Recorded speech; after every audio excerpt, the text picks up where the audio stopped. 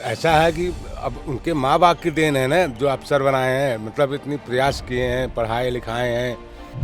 गरीब लोग कहाँ पढ़ाई पाते हैं, गरीब लोग अपने खाए पहिल लें, बस उतना बहुत होला।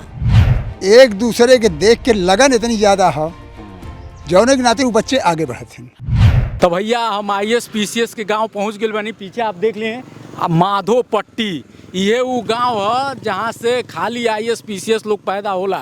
माने ऐसन गांव जहां 55 घर में 40 से ज़्यादा IAS PCS बाने। आई आपके जल्दी लेके चलत नहीं वो गांव में। यही देख ली, यही गेट देख ली, यही गेट से अफसर लोग के फैक्ट्री वाला एक गाँव के शुरुआत होला। और ये वो गाँव है, ये देखिए ये जो एगो पूरा अथी लागल बा, ये पर पूरा लिखल बा कि माधो पट्टी प्रवेश द्वार। अब बहुत ही खूबसूरत कहानी बा। हमके तो माने एक तरह से हमारा सौभाग्य बा कि हम एक गाँव में आयल बानी। अब भोजपुरी में आपके पहली बार एक गाँव के कहानी सोशल मीडिया पे मिली, तो भोजपुरी में हमारे साथे आई ये गाँव के देखल जाए। और बहुत ही खूबसूरत का माने सोची कि ऐसा ही गाँव बा जहाँ हर घर में IAS और PCS पैदा होने, और वही गाँव में हम लेके आयल बानी। बड़ा ही रोचक ही कहानी होके वाला बात, तो ये पूरा वीडियो जरूर देखब हमारे साथे। आई लेके आपके चलतनी एक गाँव में, और एक गांव के पूरा कहानी आपके हम बताएब कि गांव में। देखिए ये जुकिए से आप देख ली, ये अफसर लोगन के गांव शुरू होता, और एक गांव के कितना खूबसूरत कहानी बा ये हम आपके आज बताइब, और लोग से बात करब और कोशिश करब ये जाने की कि आखिर ये गांव के खासियत का बा। भोजपुरी में एक पूरा कहानी हम आपके बताइब। IAS IPS अफसर लोग के गांव ही मानल जाला।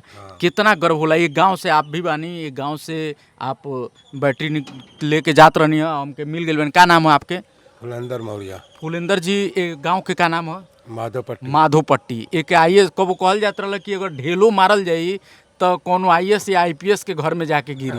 आपके मतलब आप तो देख ले कब शुरू से ये गाँव के कौने तरह से का कहानी बात तो नहीं बताएं। बहुत अच्छी कहानी है। ऐसा गांव कोई अपने पूरे भारत के अंदर नहीं है जिसमें ये गांव नहीं आता हो। इसको बहुत लोग मानते हैं। माधोपट्टी गांव बहुत एक ऐसा ही गांव है। ऐसा गांव कोई और जगह कितना गर्व आपके होला, कितना अपने बहुत गांव गर्व होता है, क्योंकि हमारे गांव में इतने IAS PCS वाले हैंगे। ये आपके लड़का हुए IAS बनिए यो। हाँ बाबू IAS बनोगे? हाँ, काहे कि भाई IAS गांव में पैदा हुआ है। देखिए कितना बड़ सपना, ये पूरा वो बदल जाता है सपना गांव के उसको होकर। आप लोगों की ज़िंदगी में कितना बदलाव आता है? अगर मान लीजिए पूरा गांव अफसर का गांव है, आप लोगों का ज़िंदगी कितना बदला उससे? अरे बहुत, इससे बहुत हम लोगों को भी लाभ मिलता है ना। मतलब कि अब रोड पे ऊपर सारी लाइट लगी है, रात को लाइट भी ना रहे तो आराम से आदमी चला जाता है। भोजपुरी आवेला कि ना? हाँ भोजपुरी आता है। चार चक्का किनारे हो जाए।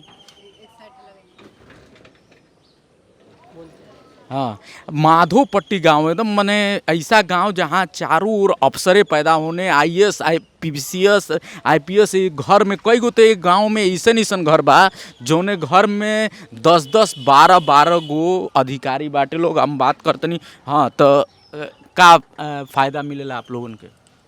अब जैसे हम लोगों को रोड पर लाइट मिल जाती है और कोई दिक्कत होती है तो हम सहारा भी देते हैं। ऐसी बात नहीं है कि सहारा नहीं देते हैं, सहारा भी देते हैं।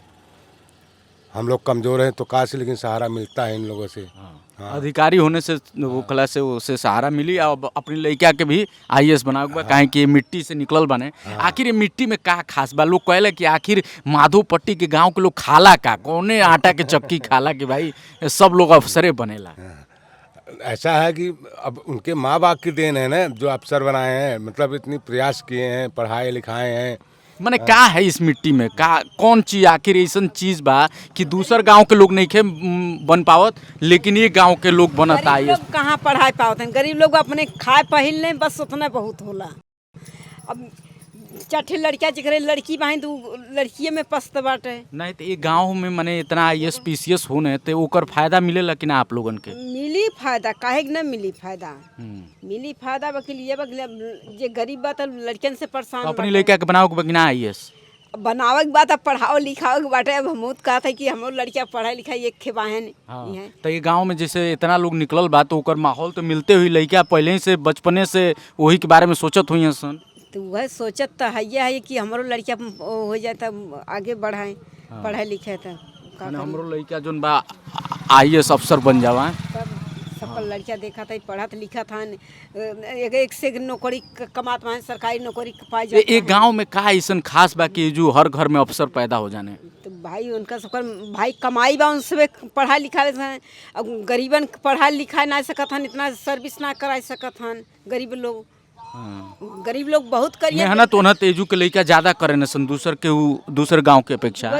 गरीबन के लड़किया बान बस बहुत हो 10 तक पढ़ाई लिए बहुत मुश्किल है। और देखिए एगो और बाबू जा रहा है सड़क पे जातन है आईएस गांव में हम निकाल बन जा माधो पट्टी में। हाँ आईएस लोग के गांव का आखिर ये मिट्टी में ऐसा का चीज़ बा कि खाली अवसर पैदा करेले मिट्टी के बारे में हम का बोल सके थे नहीं बताएं कि मैंने आखिर विलम्ब होता है। अच्छा आईएस लोग के गांव में अब देखिए एगो और चाचा आईएस पीसीएस लोगन के गांव माधो पट्टी आखिर कौन खासियत बाटे गांव में कि ये गांव से अवसर पैदा होने। मेहनत करते हैं। मेहनत करेला एजू के लोग हैं जी। और बेटा के आईएएस बनावे के बाद बेटा जैसा बाप बना है उसी हिसाब से इसको पढ़ाएंगे, मजबूत बनाएंगे इसको। नहीं मैंने ये होता है ना कि मैंने ये ऐसा गांव है जहाँ कहल जाला कि ढेलो मारले पे पहले कहल जात रहा कि ऐसे पीसीएस के घर में जाके गिरी। हाँ। तो बचपन से ही वो तरह के का लइकन के दिमाग में वही तरह के फीलिंग आ जाला है। अच्छा कि हमको वो बनना है, आईएएस बनना है काहे कि चारों ओर देखा माहौल बाबू आईएएस बनना है। हाँ हाँ देखिए बेटा को आईएएस बनना है काहे कि वो ऐसा माहौल मिलता ना कि ये पूरा गांव में ये तरह के ही माहौल बा कि लड़का अगर छोट बा। अब जैसे देखिए अभी बाबू छोटे हैं लेकिन अब अहिने से इनकर पापा सोच लेल बने कि भाई एके आईएएस बनाओ बा काहे कि गांव ही ऐसा बा जहां खाली आईएएस और पीसीएस और अफसर लोग ही पैदा होला। और ये गांव आप देख ली चारों ओर दिखा दीजिए। अब अहिने हम ये गाँव के आपके कई और लोगन से भी मुलाकात कराई। अपनी लड़का के भी आईएएस बनाई है काहे कि गांव में ही मिट्टी में का बा मिट्टी में गांव के मिट्टी में ऐसा कौन सी ऐसा चीज बा कि तनी गानवा बंद कर दी। हाँ थूक भी ली। हाँ का बा ऐसा कि गांव जोन बा खाली अफसर पैदा करेला। अफसर नहीं वहाँ बड़े बड़े अफसर बने हैं सब ना तो का ऐसा खासियत बा गांव के। गांव बहुत बढ़िया है। अच्छा हाँ इतना बढ़िया है कि जो न कैसे मशहूर कतो गांव है ना। हाँ तो आखिर ऐसा का चीज बा भाई कि पैदा होते ही लड़का आईएएस बने के तैयारी में लग जाना सुन। तो आईएएस के बन रहे हैं जो न कि जो पढ़े लिख रहे हैं उतना तब जो न कि आईएएस बन रहे हैं। और क्या माने बहुत सारा गांव बा जो में लड़का पढ़त नसन लेकिन एक गांव में ज़्यादा खासियत बा 70 लोग के घर बा और में 47 गो आईएएस पीसीएस बा लोग। तो ऐसन का खासियत बा गांव में। अब ये खासियत ये बा कि एक से एक जब अधिकारी हैं एक से एक जोड़े रहे हैं जो न तो पूरा बाटे जो न कि माहौल बदल जाला सबके वही माहौल में सबके वही माहौल में डाल। आपके भी अपनी लड़का के आईएएस बनाओ। आईएएस बनाओ। हाँ देखिए ई होला सपना कि अपनी लड़का के आईएएस ही बनाओ के बा। भले अभी तब बैटरी यहाँ के चलाओ तो नहीं लेकिन सपना देख ले बानी कि भाई आईएएस के गाँव है तो लड़का के आईएएस बनाओ के बा। आई हमारे साथ जल्दी सुरती ठोकाता है। हाँ भाई बिना सुरती के कहाँ काम चली। बिना सुरती के ना चरवाहा आदमी ही बिना सुरती का काम नहीं चले। हाँ सुरती रही तबे ना दिमाग खुली। तो ये बताएं कि माधो पट्टी गाँव पूरा देश में अफसरन के एकदम पैदा करे के फैक्ट्री के कहल जाला। हाँ जननी है जननी है हाँ। कि जो खाली अफसर पैदा होने का खास बा मिट्टी में कि अफसर पैदा होने।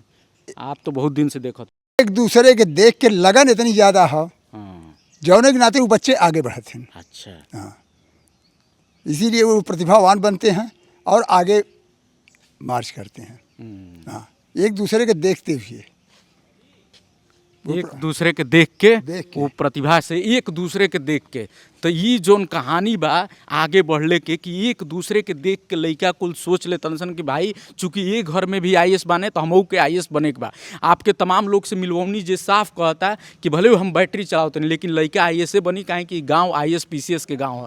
तो ये गाँव में आके हमके तो भाई बड़ा आनंद आयल बा। आप लोग के वीडियो कैसन लागल बा भोजपुरी वाला भैया आपके भोजपुरी में ये कहानी बताओ तने अभी ले देश में कौन रिपोर्टर भोजपुरी में माधो पट्टी के कहानी नहीं के बतौले। तो आप खूब प्यार दिए वीडियो के इतना शेयर करी कि हर घर घर तक पहुंच जाओ ताकि हर गांव में माधो पट्टी की तरह आईएएस और पीसीएस पैदा होके तबे ही देश सुधरी। और ये वीडियो जितना आप शेयर करब भोजपुरी में एक कहानी के ज़्यादा से ज़्यादा शेयर करी ताकि हम चाहत नहीं कि भोजपुरी समाज के हर गाँव से खाली आईएएस और पीसीएस पैदा होके सन तबे ही देश सुधर पाई। जेदा माधो पट्टी बा वही तरह हम चाहत नहीं कि अपने खाली यूपी ना पूरा भोजपुरिया समाज के जितना एरिया बाटे सब जगह ही माधो पट्टी की तरह ही आईएएस और पीसीएस पैदा पैदा हुई तबे हुई जब आप ये वीडियो के खूब शेयर करी ताकि ज़्यादा से ज़्यादा लोग देखें। मिलब हम एक नया वीडियो में आपसे जल्दी ही। फिलहाल माधोपट्टी की कहानी सुनी, एक शेयर करी। नमस्कार।